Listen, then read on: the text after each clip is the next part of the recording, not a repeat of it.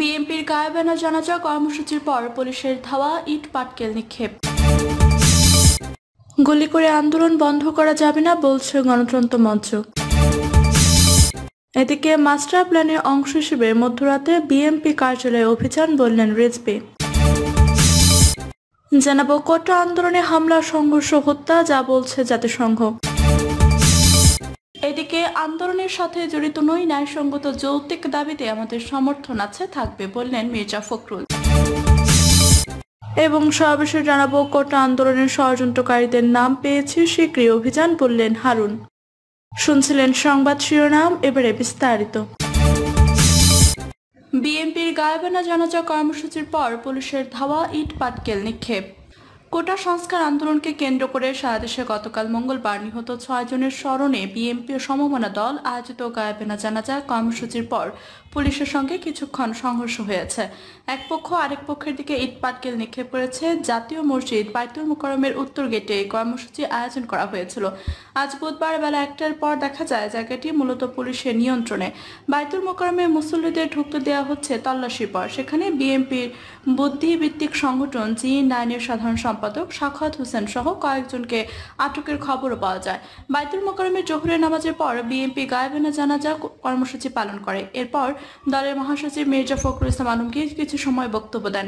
গণতন্ত্র মঞ্চের নেতা সাইফুল হক, জুনায়েদ সাকির সহ নেতাকর্মীরা বাইতুল মোকাররমে ঢুকতে চেয়েছিলেন, তবে তাদের বাধা দেওয়া হয়। কর্মসূচিতে বিএনপি স্থায়ী কমিটির সদস্য মির্জা আব্বাস, আমির খসরু মাহমুদ চৌধুরী, ফায়ার বরকতুল্লাহ সহ বেশ কয়েকজন কেন্দ্রীয় নেতা অংশ নেন। নামাজ শেষে বিএনপি মহাসচিব মির্জা ফখরুল বলেন, গায়েবানা জানাজায় অংশ নিতে মুসল্লিদের বাধা দেওয়া হয়েছে। তিনি এর নিন্দা জানান। তিনি আরো বলেন, সরকার ইচ্ছা করলে আলোচনার মাধ্যমে কোটা সমস্যার সমাধান করতে পারত, তা না করে বর্বরভাবে হামলা করে মানুষ হত্যা করা হয়েছে। মির্জা ফখরুল কথা বলে মসজিদের উত্তর গেট থেকে বের হওয়ার পর সেখান থেকে উপস্থিত গণতন্ত্র মঞ্চ বিএনপির কিছু নেতাকর্মী স্লোগান দেওয়া মাত্রই পুলিশ তাদের ধাওয়া করে। এরপর তারা ইট পাটকেল ছুড়তে শুরু করে।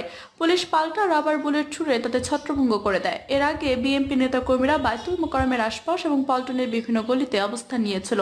পুলিশ গিয়ে তাদের ধাওয়া করে তাড়িয়ে দেয়। গলিগুলোয় পুলিশের অবস্থান দেখা যায়। সকালে বিএনপির জ্যেষ্ঠ যুগ্ম মহাসচিব রুহুল কবির রিজভী দাবি করেন, গায়েবানা জানাজা কর্মসূচিতে ব্যবহারের জন্য বাইতুল মোকাররমে নেওয়া মাইক পুলিশ কেড়ে নিয়েছিল। এদিকে রাজধানী নয়াপল্টনে বিএনপির কেন্দ্রীয় কার্যালয়ে গতকাল মঙ্গলবার মধ্যরাতে অভিযান চালানোর পর কার্যালয়ের সামনে হলুদ ফিতা টানিয়ে দিয়েছে পুলিশ। বিএনপি নেতারা বলছেন, কার্যালয়ে তালা ঝুলিয়ে দেওয়া হয়েছে, নেতাকর্মীদের প্রবেশ করতে দেওয়া হচ্ছে না। গুলি করে আন্দোলন বন্ধ করা যাবে না বলছে গণতন্ত্র মঞ্চ। গুলি করে চলমান কোটা বিরোধী আন্দোলন বন্ধ করা যাবে না বলে জানিয়েছেন গণতন্ত্র মঞ্চের নেতারা। মঞ্চের শীর্ষ নেতারা বলেন, পুলিশ সারা দেশে নিকারজনকভাবে শিক্ষার্থীর উপর গুলি চালিয়েছে। এতে সংবাদ মাধ্যমে দেখা যাচ্ছে রংপুরের রোকেয়া বিশ্ববিদ্যালয়ে একজন শিক্ষার্থী এবং চট্টগ্রামে 3 জন এবং ঢাকায় একজন শিক্ষার্থী সহ মোট 5 জনকে হত্যা করা হয়েছে। ভয়াবহ এবং নৃশংস হত্যাকাণ্ডে আমরা সহ পুরো জাতি স্তব্ধ। নেতারা বলেন, গত 2 দিন ধরে সারা দেশের সরকার তার পুলিশ এবং হেলমেট বাহিনী ছাত্রলীগকে দিয়ে ঢাকা বিশ্ববিদ্যালয় সহ দেশের বিভিন্ন পাবলিক বিশ্ববিদ্যালয়ের অস্ত্রশস্ত্র যুগের সাধারণ শিক্ষার্থীদের উপর নৃশংস হামলা করেছে। এর নৃশংস ফলাফল হল শিক্ষার্থীদের মৃত্যু এবং এই হত্যাকাণ্ড। নেতারা আরো বলেন, আওয়ামী লীগ সরকার দানবীয় পদ্ধতিতে দেশটায় আতঙ্ক তৈরি করতে নিরস্ত্র শিক্ষার্থীদের উপর হামলে পড়েছে। এখন দেশবাসীর করণীয় হলো এই ফ্যাসিবাদী সরকারকে ঠেকাতে হবে।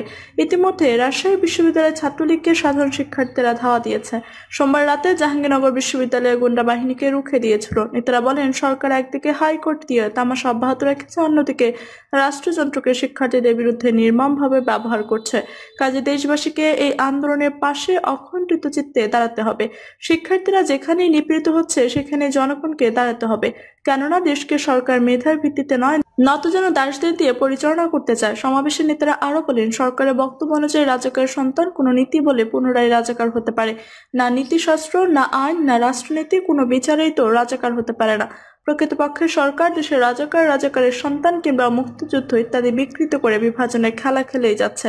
সমাবেশ থেকে অবিলম্বে জাতীয় সংসদে কোটা বিষয়টা উত্থাপন করে কমিশন গঠন করার আহ্বান জানানো হয়। সারা দেশে হওয়া গুলি, নিপীড়ন ও হত্যাকাণ্ডের বিচার করে অপরাধীদের শাস্তি দেওয়ার দাবি উত্থাপিত হয়। নেতারা আরো বলেন, বিপুল গণ অভ্যুত্থান ও জাগরণের মধ্য দিয়ে যদি এই ফ্যাসিবাদী দুঃশাসন ঘটানো না যায়, তাহলে দেশের গণতন্ত্র ও গণমানুষের মুক্তি নেই, দেশেরও কোনো ভবিষ্যৎ নেই। মাস্টার প্ল্যানের অংশ হিসেবে মধ্যরাতে বিএনপি কার্যালয়ে অভিযান, বললেন রিজভী। মাস্টার প্ল্যানের অংশ হিসেবে মধ্যরাতে বিএনপির কেন্দ্রীয় কার্যালয়ে ডিবি প্রধানের নেতৃত্বে অভিযান চালানো হয় বলে অভিযোগ করেন দলের সিনিয়র যুগ্ম মহাসচিব রুহুল কবির রিজভী। তিনি বলেন, এই অভিযানের আগে নয়াপল্টনে বিএনপির কেন্দ্রীয় কার্যালয়ের সামনে ককটেল বিস্ফোরণ ঘটানো হয়েছে, গুলি ফোটানো হয়েছে। একটি বাহানা তৈরি করে এরপর দেশের সবচেয়ে জনপ্রিয় রাজনৈতিক দলের প্রধান কার্যালয়ে অভিযান চালানো হয়েছে। সেখান থেকে বিস্ফোরক, লাঠি সোঁটা সহ নানা কিছু জনগণের সামনে তুলে ধরতে চায়। রিজভী বলেন, ডিবি পুলিশে এটা করা চলা মানে কোটা সংস্কার আন্দোলনের সঙ্গে যুক্ত কোমলমতো শিক্ষার্থীদের মধ্যে একটি বার্তা দেয়া যে তারা যেন ভয় পেয়ে যায়। আমি এর তীব্র নিন্দা ও ঘৃণা জানাচ্ছি। রুহুল কবির রিজভী বলেন, বিএনপির কেন্দ্রীয় কার্যালয় যখন শূন্য, নেতাকর্মীরা যখন ঘুমাচ্ছিল, তখন মধ্যরাতে কেন এই অভিযান? কারণ শূন্য কার্যালয়ে যে কোনো চক্রান্ত আটা যায়। এর আগেও ভিডিওতে দেখা গিয়েছিল যে পুলিশ বিস্ফোরক নিয়ে বিএনপির প্রধান কার্যালয়ে প্রবেশ করেছে। মঙ্গলবার রাত 12:30 থেকে 1টা পর্যন্ত এই অভিযানের নেতৃত্ব দেন ডিবি প্রধান হারুনুর রশিদ। পরে হারুনুর রশিদ বলেন, অভিযানে শতাধিক ককটেল, 5 থেকে 6 বোতল পেট্রোল, 500-র বেশি লাঠিসোঁটা ও 60টি দেশি বিদেশি অস্ত্র পাওয়া গেছে। কোটা আন্দোলনে হামলা, সংঘর্ষ, হত্যা, যা বলছে জাতিসংঘ। বাংলাদেশের সরকারি চাকরিতে কোটা সংস্কারের দাবিতে আন্দোলনকারী সাধারণ শিক্ষার্থীদের উপর হামলা ও হত্যাকাণ্ডের ঘটনায় প্রতিক্রিয়া জানিয়েছে জাতিসংঘ। সংস্থাটি বলছে, আন্দোলনকে ঘিরে বাংলাদেশে চলমান ঘটনা প্রবাহ সম্পর্কে জাতিসংঘ অবগত রয়েছে। এছাড়া সহিংস হামলা থেকে বিক্ষোভকারীদের রক্ষা করতে বাংলাদেশ সরকারের প্রতি আহ্বান জানিয়েছেন বৈশ্বিক এই সংস্থাটি। জাতিসংঘ আরও বলছে, মানুষের শান্তিপূর্ণভাবে বিক্ষোভ করার অধিকার আছে এবং সরকারকে সেই অধিকার রক্ষা করতে হবে। একই সঙ্গে বাংলাদেশের চলমান ঘটনা প্রবাহ জাতিসংঘ উদ্বেগের সাথে পর্যবেক্ষণ করছে বলেও জানানো হয়েছে। জাতিসংঘের নিয়মিত ব্রিফিংয়ে এক সাংবাদিকদের প্রশ্নের জবাবে মহাসচিব অ্যান্টোনিও গুতেরেসের মুখপাত্র স্টিফেন ডুজারিক এসব মন্তব্য করেন। এদিনে ব্রিফিংয়ে এক সাংবাদিক বাংলাদেশ সরকারি চাকরিতে কোটা সংস্কারের দাবিতে আন্দোলনরত শিক্ষার্থীদের উপর হামলা, সংঘর্ষ, হত্যাকাণ্ডের বিষয়ে জানতে চান। তিনি বলেন, বাংলাদেশের সরকারি চাকরিতে তথাকথিত কোটা পদ্ধতির পরিবর্তে মেধাভিত্তিক নিয়োগ ব্যবস্থার দাবিতে দেশব্যাপী বিক্ষোভ চলছে। সরকারের সহযোগী সংগঠন ছাত্রলীগ নিরাপত্তা বাহিনীকে সঙ্গে নিয়ে আন্দোলনকারীদের উপর হামলা চালিয়েছে। বিক্ষোভে হামলায় 6 শিক্ষার্থী নিহত হয়েছে। জাতিসংঘের মহাসচিব কি এই পরিস্থিতি সম্পর্কে অবগত আছেন? জবাবে জাতিসংঘ মহাসচিবের মুখপাত্র স্টিফেন ডুজারিক বলেন, হ্যাঁ, আমরা পরিস্থিতি সম্পর্কে খুব ভালোভাবে অবগত আছি। আমরা ঘনিষ্ঠভাবে এবং উদ্বেগের সাথে পরিস্থিতির উপর নজর রাখছি। তিনি আরও বলেন, আমি মনে করি বাংলাদেশে হোক বা বিশ্বের অন্য কোথাও মানুষের শান্তিপূর্ণভাবে বিক্ষোভ করার অধিকার রয়েছে এবং যে কোনো ধরনের হুমকি বা সহিংসতা থেকে বিক্ষোভকারীদের রক্ষা করার জন্য আমরা বাংলাদেশ সরকারের প্রতি আহ্বান জানাই। বিশেষ করে যুবক বা শিশু বা প্রতিবন্ধী ব্যক্তিদের মতো যাদের অতিরিক্ত সুরক্ষার প্রয়োজন হতে পারে, যেন তারা শান্তিপূর্ণভাবে প্রতিবাদ করতে পারে।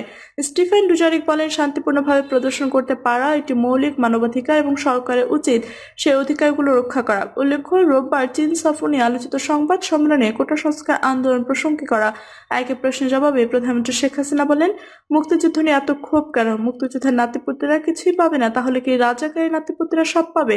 প্রধানমন্ত্রীর বক্তব্যে কোটা সংস্কার আন্দোলনকারীদের রাজাকারের বাচ্চা বা নাতিপুতি বলা হয়েছে অভিযোগ করে রোববার রাত থেকে প্রতিবাদ শুরু করেন ঢাকা বিশ্ববিদ্যালয়ের শিক্ষার্থীরা। রাতে প্রথমে রোকেয়া হলের মেয়ে শিক্ষার্থীরা হল থেকে মিছিল নিয়ে বের হয়ে আসেন। তারা স্লোগান দেওয়া শুরু করেন, তুমি কে, আমি কে, রাজাকার রাজাকার।